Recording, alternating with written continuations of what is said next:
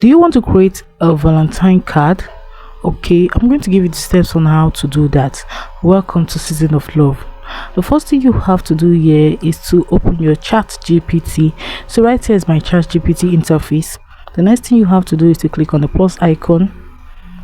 So right here, select photo. So I just have to select the particular photo I want to use for this design.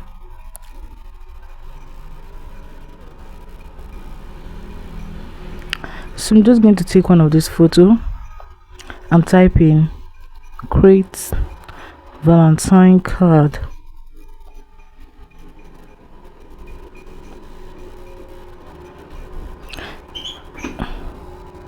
So it's going to take some time to create. After creating, GPT will give you notification that it has been created. As you can see how beautiful this card looks. So guys, that is it on how to create. If you want to save it, just click on the save option here. If you want to share it, you can click on the share option here and share it to your friends or any social media of your choice. So guys, that is it on how to create Valentine's card. If this video was helpful, please do well to like, comment, share and subscribe. Thanks for watching.